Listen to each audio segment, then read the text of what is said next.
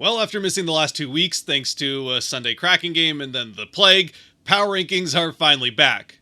Granted, a day later than usual because of another Sunday Kraken game. Not that either of those Kraken games went particularly well. It kind of seems like the Kraken just want me to skip their Sunday games since they've been shut out 2-0 in all three of them they've played so far.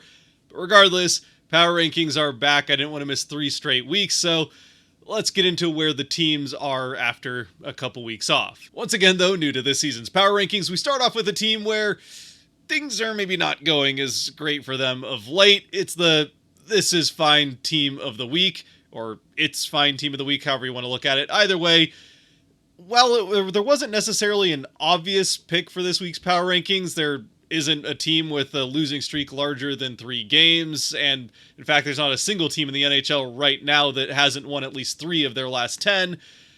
There are still a couple of teams that have fallen pretty far short of where the expectations were going into the season, and the one where things seem to be going the worst for them at the moment, to me, is the Detroit Red Wings. Now, the good news for Red Wings fans is that so far this season, whatever team that I have put in this spot in the Power Rankings seems to have an instant bounce back week the following weeks, so think of it as a blessing, I suppose, that even though things have gone poorly, yeah, now you're destined, at least if the trend continues, to have a little bit of bounce back here over the next 7 to 14 days. Which, to be fair, if that does end up happening, then the Red Wings might not be in that bad of a spot, even though they are towards the bottom of the overall standings in the NHL, and have a 3-5-2 last 10 games with a 3-game losing streak and just having lost to the Sharks in overtime. I mean, they still have a 7-9-2 overall record, so things could be a lot worse, and string together 3-4 wins, they're right back above NHL 500.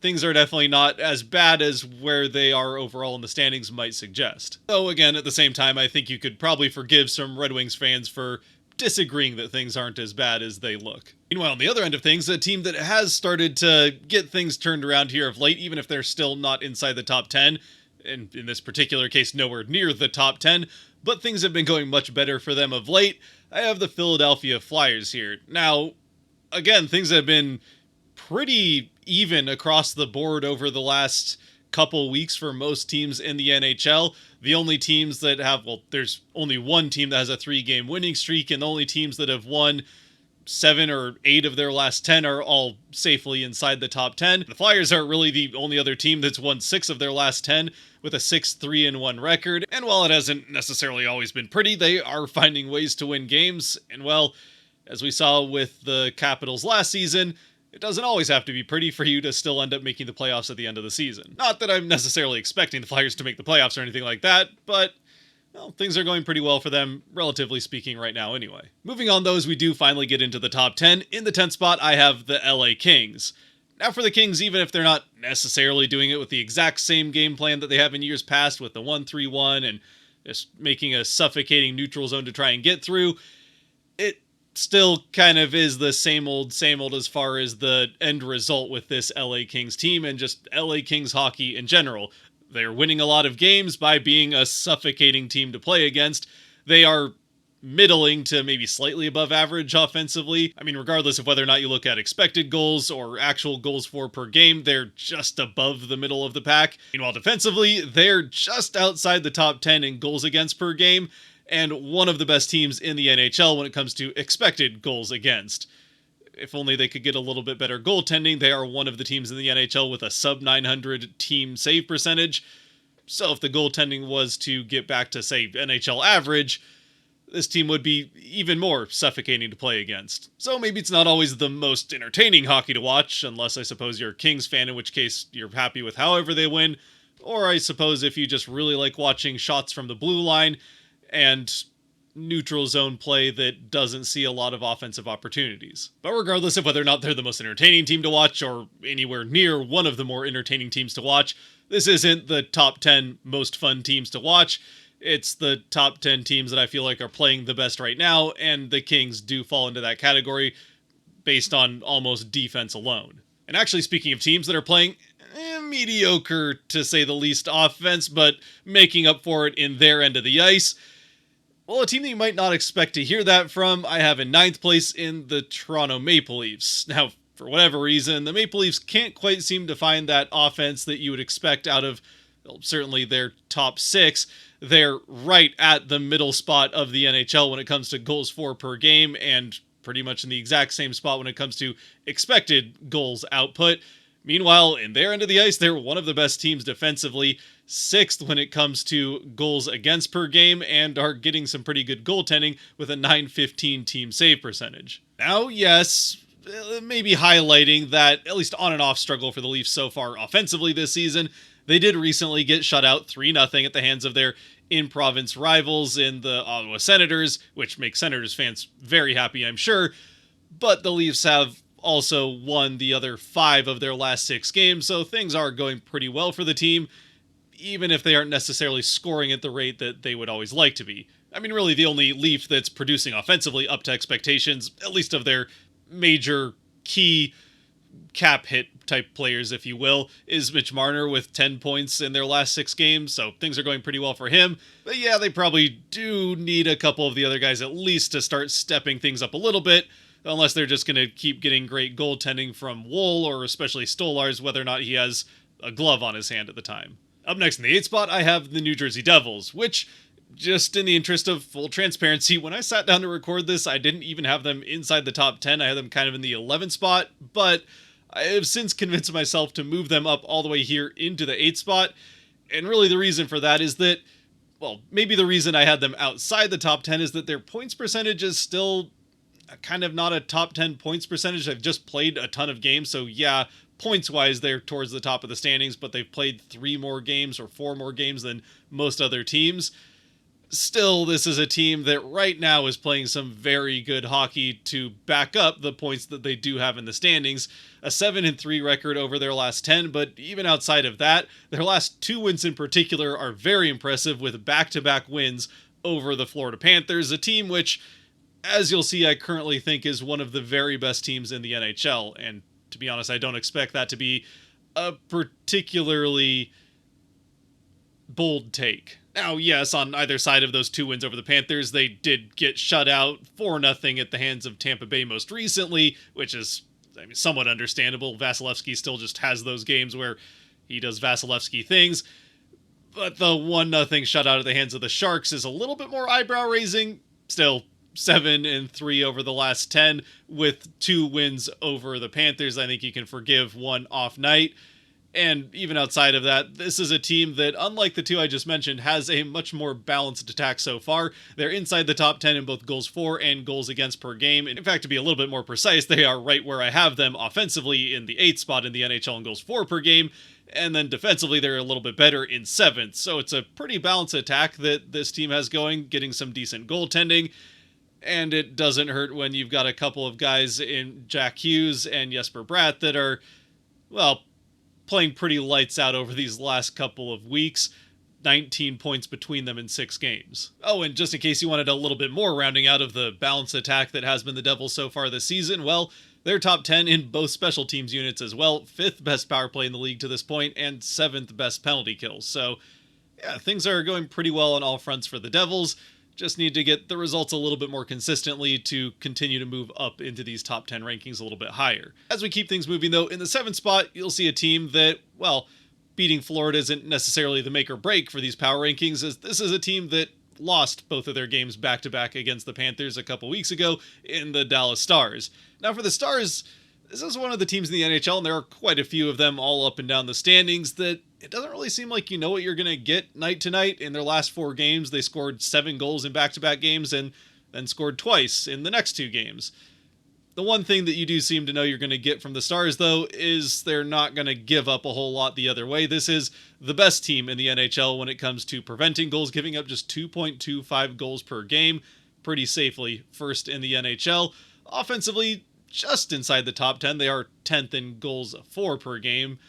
So, yeah, maybe still not getting quite the offensive production that you'd expect from this team, but this is still a team that, honestly, I think the offense is going to come. It's a very well-balanced team, and yeah, I don't expect them to necessarily fall outside the top 10, and if I had to put money on it, I don't know that they'd drop much farther than they are right now either. Of course, with all that being said, and especially since we just got done talking about a team that's been pretty balanced so far in the Devils, the Stars do have at least one pretty glaring weakness to this point in the season, and that is the power play, which currently ranks 19th in the NHL.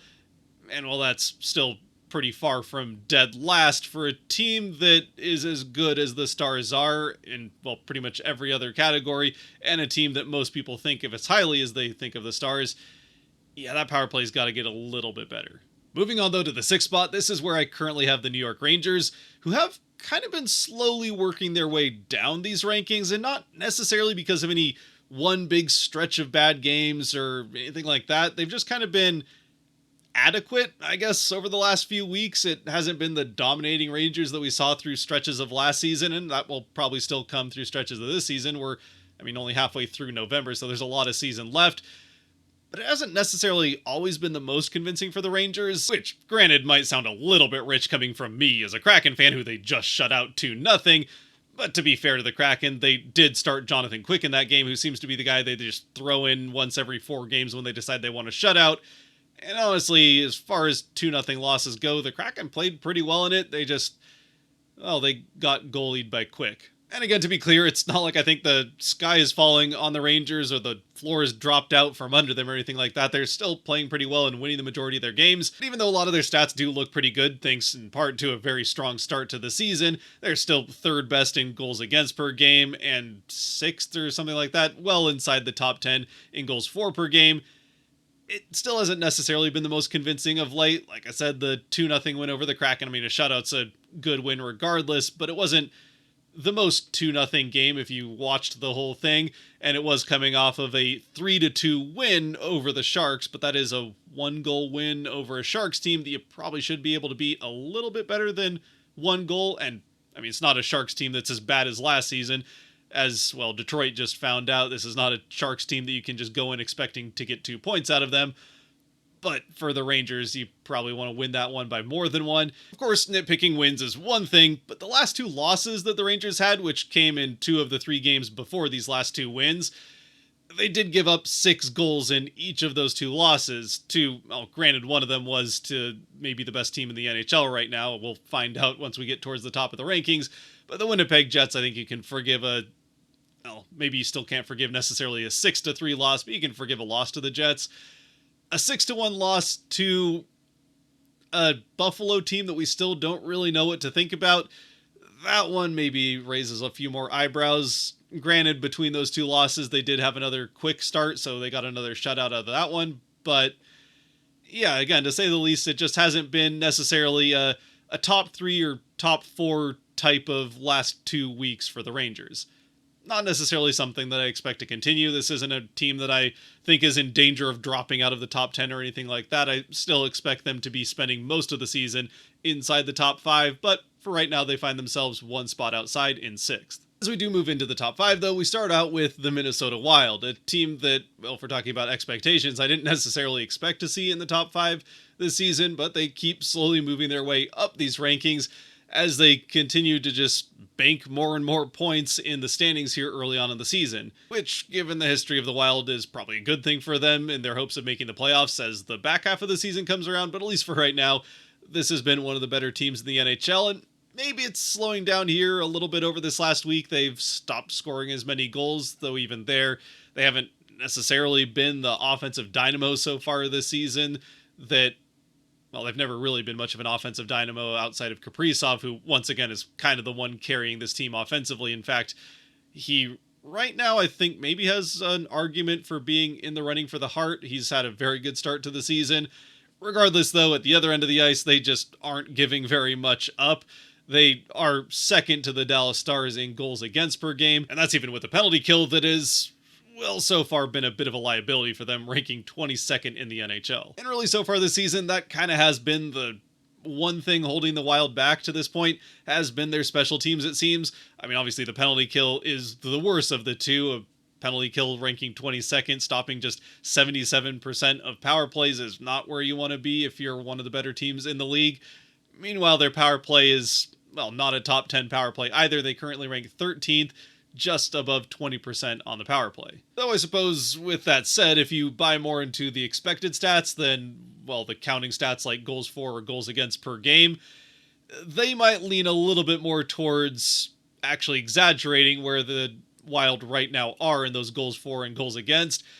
As expected, for and against wise, the Wild are every bit of what people say the Islanders are, especially the Islanders in their prime, where the Wild are maybe the best team in the NHL defensively, but also maybe one of the worst teams in the NHL offensively. Just not a team where there's going to be a whole lot of offense happening at either end of the ice. But anyway, regardless of how sustainable or maybe unsustainable the current performance of the Wild is over the course of the whole season, if they keep playing the way that they are, there's no arguing that right now they are making it count where it matters in the standings, as they've found a way to an 11-3-3 record with whatever is going on, and for now, that definitely makes them one of the best teams in the league, at least in my eyes anyway. And I say that even if they did steal the Kraken's thing of signing fish and tossing them into the crowd for the home stars after wins. Though, honestly, I say have fun with it anyway, and welcome to the fish-tossing crowd. And you know what? While we're on the subject of teams that I didn't necessarily expect to see this high in the rankings, maybe at any point this season, in the 4th spot, I have the DC Capitals. Now, for the Capitals, this team so far this season seems to be kind of the antithesis of what they were last year. They're scoring more than any other team in the NHL. They're playing pretty well at the other end of the ice on top of that, and have a good penalty kill.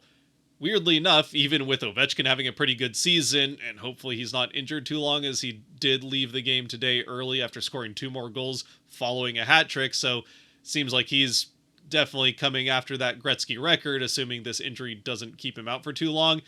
But regardless, with Ovechkin having a good start to his season, strangely, the one part of the Capitals game that is not going very well is their power play, which ranks 27th in the league.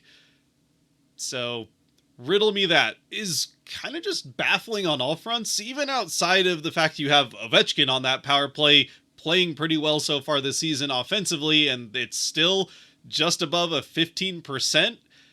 You again are the highest scoring team in the NHL by a decent margin. There's not another team within a 1/10 of a goal per game of the Capitals, and they are still doing that with one of the worst power plays in the NHL. A power play that is worse than the Sharks, the Blue Jackets, the Kraken, significantly worse than the Kraken power play. I mean, yeah, I just don't really understand how those things add up, but I suppose the stats don't lie. At least for now anyway, the Capitals' power play is clearly terrible, and they are still able to score at a pretty healthy rate in spite of it. In fact, it might just be better for them if they start declining penalties. It seems like this power play might actually be slowing them down the way that they're scoring at 5-on-5. Which, as it so happens, is something that I remember being a pretty common annoyance with the power play for the Kraken in their second season when they were one of the better teams at 5-on-5. The power play just always seemed to slow them down, but alas, you can't decline penalties like you can in other sports. Or at least the NFL anyway. And that brings us to the top 3 teams, which right now I think are pretty safely the top 3 in my eyes. And we'll start with a team whose weakness might also actually be their power play, though with that said, they are not anywhere near where the Capitals are on the power play. They're still ranked 12th, and that would be the Florida Panthers. Though, actually for the Panthers, their goaltending might be a little bit worse than their power play, but either way for the Panthers, they've been doing pretty well on all fronts. They very much seem to be a team that has picked up pretty much where they left off last season and are off to the races trying to defend that title. And honestly, with the Panthers, I don't know that there's any one thing that especially stands out as exceptional about how they've gotten off to this start to their season. I mean, sure, they're 5th in goals for per game, which is pretty good, but not 3rd. Well, and both Barkov and Reinhart have gotten off to pretty good starts to their season. Still, regardless of all of it, and yeah, they did lose back-to-back games to the Devils, though they came back out of those 2 losses to the Devils and shut out still what I say is the best team in the NHL 5-0, and the Jets will have a chance to revenge that as they play 2 against the Devils, losing both of those, and now get 2 right back-to-back against the Jets, having won the first one 5-0, maybe the most impressive win of any team so far this season. With all that being said, ultimately with this Panthers team, regardless of what a lot of the stats say, now, I mean, if all their stats were looking bad, I wouldn't necessarily be saying this, but if there's a team maybe other than the Jets that I wouldn't want to bet against on any given night, it probably is the Panthers. They're not necessarily going to win the President's Trophy. I mean, they still definitely could, But you know that this is going to be one of the hardest teams to beat on any given night, and certainly once the postseason rolls around, I would expect to be seeing them deep in the playoffs again. We'll just say that. And that ability to win on any given night, unless I suppose it's the Devils, is pretty evident in their last 10 games. They're 8-2 in the last 10, 12-5-1 overall, so maybe they didn't get off to the best start to the season, but 7 straight wins coming into those back-to-back losses to New Jersey, and then, well, the win over the Jets that I've already gone over. Speaking of whom, in second place, I have the Carolina Hurricanes. I still have the Jets in first for now, although if their troubles recently in Florida spread to, well, everywhere else, then they'll find their way eventually working their way down these power rankings, but they got off to such an incredible start to the season that we'll get to them in a little bit. For the Hurricanes, they might just be the hottest team in the NHL right now. I mean, sure, they had a couple losses recently, but they have yet to lose back-to-back games. They did have a streak of 8 straight wins already this season. And in general, this has just proven to be a very hard team to beat in the regular season. Now, as Hurricane fans know, once the postseason rolls around in a few months, it hasn't always translated there, especially once they get to the conference final, but at least for now, I mean, even outside of their second best in the NHL, 13-4 overall record, they're 8-2, which is tied for the best last 10 games. This is one of 4 teams in the NHL that's scoring 4 or more goals per game, currently tied with Vegas for third in that category. They're top 5 in goals against per game, top 5 penalty kill, a top 10 power play. There's just not much that isn't going well for the Hurricanes so far this season, and if there's one Hurricane where things are going especially well for, well, Marty Necas has had a very strong start to his season, or at least a pretty good last couple of weeks. I mean, if it wasn't for whatever's going on with Konechny all of a sudden, or McKinnon and Rantanen trying to two-man carry the Avalanche offensively, Necas would be the hottest offensive player in the NHL at the moment. Of course, when a team's scoring as many points as the Hurricanes are, someone's bound to be doing pretty well. And it's not like Necas is the only one. He certainly is doing the best of anyone on that team so far.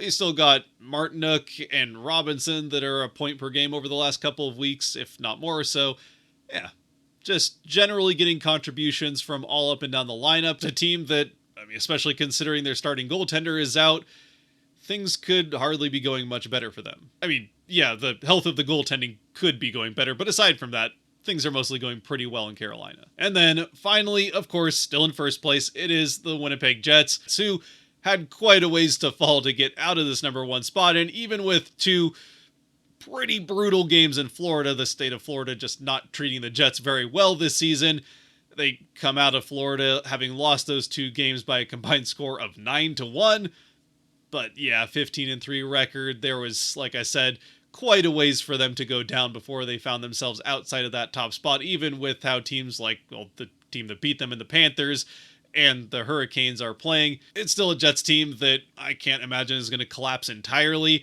They were probably due for a couple of games like this after how their season started, but they're still near the top of the NHL in just about every category you can look at. I mean, again, their first 16 games were so good that even with those back-to-back losses combining for the 9-1 score in Florida, they're still second best in the NHL in goals for per game. They're 5th best, I want to say, maybe 4th best in goals against per game. They have a best in the league power play still, and their penalty kill is top 10 on top of that. So, I mean, I guess I'll just have to forgive any Panthers fans if they feel like they should be number 1 after dominating the best team in the NHL and then chanting overrated at the corpse. But yeah, the season as a whole, I mean, sure, if it was what have you done for me lately, maybe the Devils will be on top since they beat the team that beat the best team twice. Now, if the Panthers beat the Jets a second time in a row as convincingly, then maybe we can have a conversation.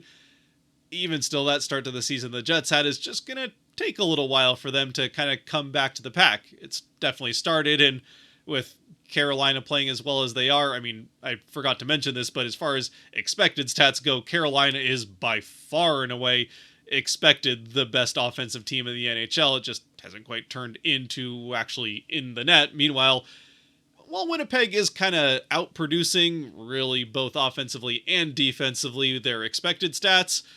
But, I mean, we saw Seattle do that all season long 2 seasons ago. We saw Vancouver do that all season long last season. Every year there's a team or two that just defy the expected stats, and, well, for Winnipeg, their expected stats are still pretty good, and if they keep outperforming them, this is a team that's not going to be leaving this top spot, or at least one of these top 3 spots, anytime soon. With that, though, let me know what you think down in the comment section below. If there's any teams you feel like I left out, I feel like Vegas fans probably have a good argument for being a little bit peeved that they weren't on this list. I won't lie, I got about halfway through and I kind of wish that I put Vegas in instead of LA, but we'll stick with how it is right now. Otherwise, let me know what you think down in the comments, how your top 10 would look at this point in the season. Maybe you lean a little bit more into what have you done for me lately, and the Jets aren't your top team anymore. I don't know. Let me know, and until next time, stay safe out there. Be good to each other. God bless, and go Kraken. Who, I mean, they won 4 straight before losing to the Rangers, so that's nice.